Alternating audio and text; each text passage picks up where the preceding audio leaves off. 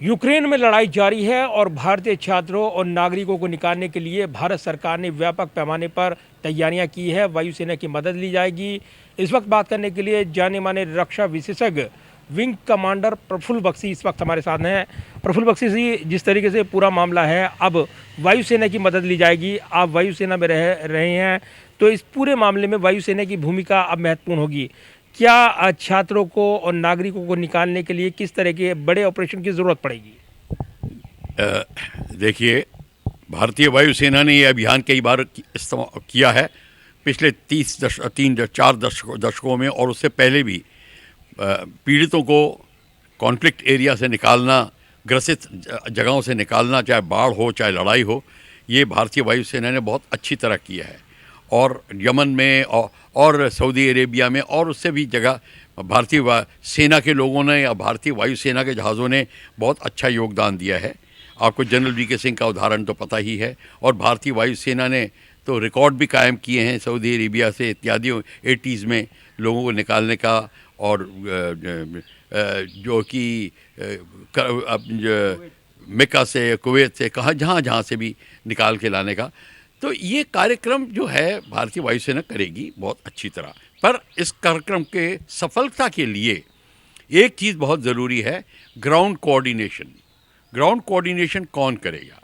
Ground coordination में जैसे कि जिनको निकालना है उनको किस तरीके से इकट्ठा करना, कैसे शेल्टर में लाना, इसके लिए यूक्रेन को बाध्य किया जाए या उनको एडवाइस किया जाए। वर्ल्ड बॉडी, खासकर न्यूट्रल कंट्रीज़ जो हैं, वो उनको और यूनाइटेड नेशंस के तहत ये बाध्य किया जाए कि एडवाइस किया जाए कि आप प्रॉपर शेल्टर्स बनवाइए, रिफ्यूजी शेल्टर्स, आईडीपी के शेल्टर्स और underground shelters, bomb proof, no war zones declare करिए, नो फ्लाई जोन्स डिक्लेयर करिए, ताकि जो ह्यूमैनिटेरियन एड के लिए एयरक्राफ्ट आ रहे हैं और जा रहे हैं उनकी सेफ्टी और सिविलियंस की सेफ्टी बरकरार रहे। और जो लोगों को आप शेल्टर देंगे उनके ऊपर कोई डिस्क्रिमिनेशन ना हो, ताकि हमारे भारतीय मूल के लोग और कंट्रीज़ के लोग, सब जो बाहर वाले हैं, सब सेफ रहें, सबकी सेफ्टी। ये वर्ल्ड बॉडी की एक रिक्वायरमेंट है। इसके लिए सबसे बाद में बात की जा रही है, हालांकि ये सबसे पहले बात की जानी चाहिए थी। और international red cross, red crescent और बॉडीज़ जो हैं, उनकी फेडरेशंस हैं, वो सब लोकल रेड क्रॉस कंट्रीज़ को, जितने भी रेड क्रॉस, हर कंट्री में रेड क्रॉस है, सब रेड क्रॉस को अपनी गवर्नमेंट के साथ कोऑर्डिनेट करने को कहा जाए, ताकि, और गवर्नमेंट को कहा जाए कि आप ऐसा माहौल बनाइए ताकि रेड क्रॉस ऑपरेट कर सके, और इस तरीके से इवैक्यूएशन होगी।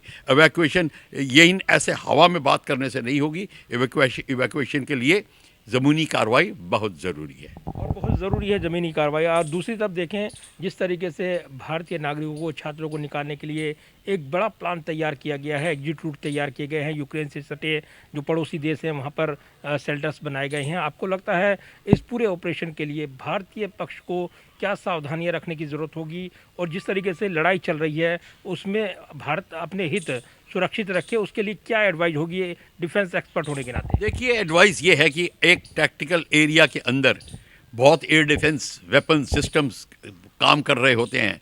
Ground to surface to air missiles हैं, एयर टू एयर मिसाइल्स हैं, चल रही हैं, और कई कमांडर्स को पता नहीं होता सिचुएशन क्या है। तो इसके लिए ग्राउंड की बॉडी को कोऑर्डिनेट करना होगा कि इस जगह पे ह्यूमैनिटेरियन एक्टिविटीज़ चल रही हैं, ये नो फ्लाई जोन है, यहाँ पे रेड क्रॉस के जहाज़ या सिविलियन जहाज़, एम्बुलेंस, एयरक्राफ्ट और कंट्रीज़ के जहाज़ आ रहे हैं इवैक्यूएशन के लिए। तो ये कोऑर्डिनेशन जो है, ग्राउंड कोऑर्डिनेशन, इसकी इस्टेब्लिशमेंट बहुत ज़रूरी है।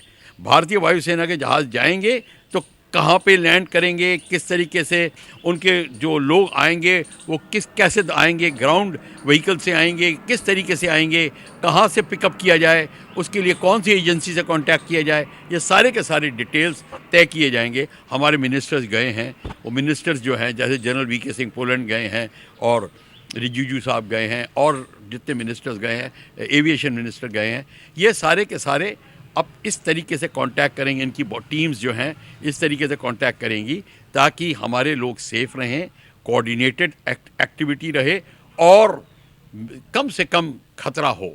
इसलिए खासकर एयरक्राफ्ट जा रहे हैं, ये एयरक्राफ्ट सिविलियंस को लेके जाएंगे, तो ये एब्सोल्युटली क्लियर होना चाहिए दोनों फाइटिंग पार्टीज़ को कि देखिए इस एरिया में एयरक्राफ्ट फ्लाई होंगे, दोनों को मॉनिटर करना पड़ेगा और ये जो चीज़ होगी ये बहुत ज़रूरी होगी।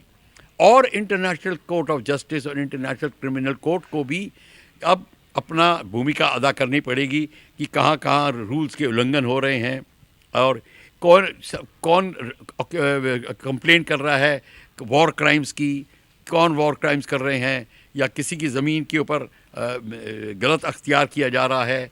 ये जो कन्फ्लिक्ट्स के जो पॉइंट्स हैं ये भी रेज़ किए जाने चाहिए ताकि एक किस्म से सारी दुनिया को पता चल जाए कॉन्फ्लिक्ट चल रही है पर मैडनेस नहीं चल रही एक किस्म से। और हर एक कमांडर जो ग्राउंड कमांडर हैं उनकी पूरी की पूरी जिम्मेवारी होती है ह्यूमैनिटेरियन लॉज को फॉलो करें, लॉज ऑफ आर्म्ड कन्फ्लिक्ट को फॉलो करें, उसमें सिविलियंस पे अटैक ना हो, कौन से वेपन्स यूज़ किए जाएँ कौन से नहीं किए जा सकते वो इत्यादि सारे के सारे means and methods of warfare and attack and defence सब इसके तहत आता है। और अगर हम देखें इस पूरे लड़ाई में जबकि यूक्रेन पर हमला जारी है रूस का, कैसे आप देखते हैं इस लड़ाई को और इसके नतीजे की ओर अगर इशारा करें तो कैसे ये प्रभावित करने वाला है भारतीय उपमहाद्वीप को? देखिए भारतीय महाद्वीप को ही नहीं बहुत जगह तो दुनिया को प्रभावित कर रहा है ये कि और सबसे बड़ी बात है कि ये जो कन्फ्लिक्ट है ये रूस और यूक्रेन के बीच में है।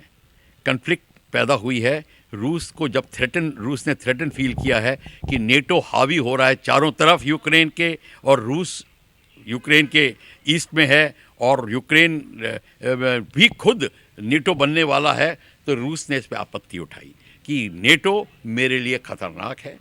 जिस तरीके से मैं आपत्ति उठाऊंगा अगर चाइना नेपाल और बॉर्डर के अंदर जाके घुस के बैठ जाए तब फिर आपत्ति जो हम उठाएंगे वही वो उठा रहे हैं। ये कोई बेलाज़मी बात नहीं है, ये उनका जो थ्रेट है वो लाजमी है। और इसीलिए वर्ल्ड बॉडी को ये ज़रूरी नहीं था प्रेशराइज़ करें कि नेटो जाएगी और यूक्रेन कहेगा मैं नेटो शामिल होऊंगा। तो रूस ने जो कदम उठाया ये एक कंट्री उठाएगा जो थ्रेटन फील करता है। हालांकि इसमें ज़्यादा गलतियां किसने की किसने नहीं करी ये बाद में पता चलेगा, पर क्वेश्चन ये है कि इस समय ऐसा एटमॉस्फेयर बनना चाहिए ताकि कोई थ्रेटन ना फील करे, नहीं तो इसका असर बहुत ज़्यादा होगा, वर्ल्ड इकोनॉमी पे असर पड़ेगा। देखिए अगर इस समय रूस अगर कमज़ोर पड़ता है चाइना उसकी मदद के लिए आएगा। चाइना को रूस की टेक्नोलॉजी चाहिए, चाइना रूस का सामान खरीदता है और इस समय चाइना और रूस क्लोज़ हैं। ये इस लड़ाई ने एक काम किया है, चाइना और रूस को और पास ले आए हैं। हालांकि मेन थ्रेट अमेरिका का चाइना था, साउथ चाइना सी में और इकोनॉमिक फील्ड्स के अंदर चाइना उसका मेन थ्रेट था। अब देखिए चाइना जो है तमाशबीन करके बन के बैठा हुआ है, देख रहा है पर क्या रूस की हालत होती है। और अगर भारत को देखेगा कि भारत रूस का साथ नहीं दे रहा या न्यूट्रल नहीं है या साथ छोड़ो दूसरी साइड का साथ दे रहा है तो चाइना बोल्ड हो जाएगा।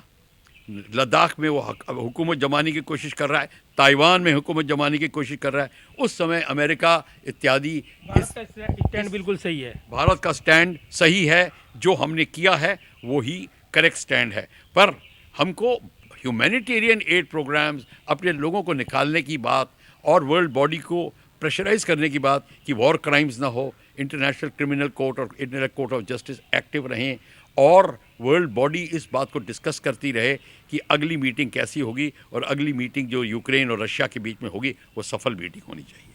धन्यवाद बात करने के लिए पूरे मुद्दे पर। और बात कर रहे थे जिस तरीके से यहाँ पर पूरे हालात बने हैं, यूक्रेन पर रूस का हमला जारी है, तो वहीं भारतीय पक्ष भी भारतीय नागरिकों को सुरक्षित वापस निकालने के लिए वायुसेना की मदद लेगा और इसके लिए व्यापक अभियान चलाया जा रहा है, लिहाजा तमाम निगाहें लगी हुई हैं।